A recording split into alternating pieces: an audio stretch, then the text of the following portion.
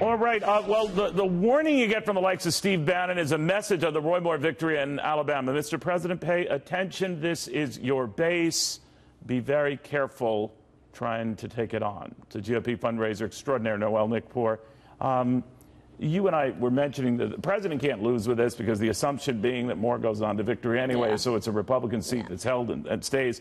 But the message that Bannon seemed to be given, who supported Moore, is that this is the future. These kind of rebellious challengers to the party norm, this is going to keep happening. Well, it's the anti-establishment. I mean, you know, Strange was always, you know, he was anti-establishment, and Moore's anti-establishment. That's a good point. That's a very good I mean, how much more extreme can you go, or how much further right can you go? But the funny thing of it is, I actually think that President Trump is probably going to say what he could say is, hey, it wasn't my fault. My brand's strong, and I endorse him. It was the Mitch McConnell effect.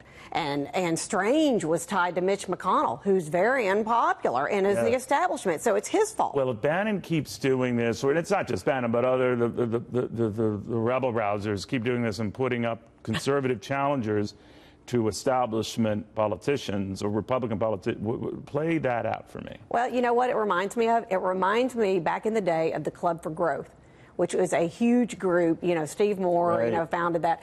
You had to take their pledge. And remember what they did? This Club for Growth came in. That's why we have Ted Cruz. He went up against Dewhurst in Texas.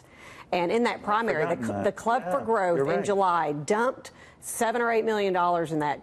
They were game changers. That's why you have Pat Toomey. That's why you. Well, they all became senators. But they would go in and challenge it. But on the platform of more of economics, they weren't socially in that. That's not anywhere on their website. Club for Growth is you know, fiscal conservative.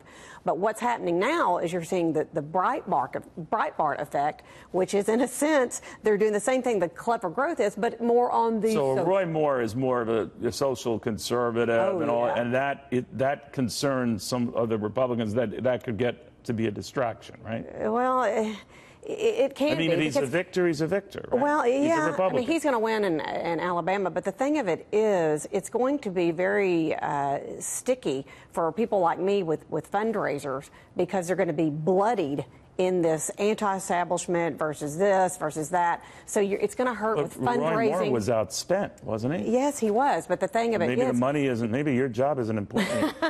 Thanks a lot on national television telling me that my time is up. No, I did not mean that. I'm just saying. Love that. Right? I mean, what happened? If you see me advertising crackers on it, you'll know what happened. No, but I mean, it's saying that the anti-establishment is not good enough. It's got to go deeper. And that's a little scary because what we don't want to do is get hinged with so far right that no one can relate. Just like the left, you know, the latte left going so far left that no one can, you know, they're losing the Democrat center. They'll always need you. They'll always need you. I'm trying to get everything back here.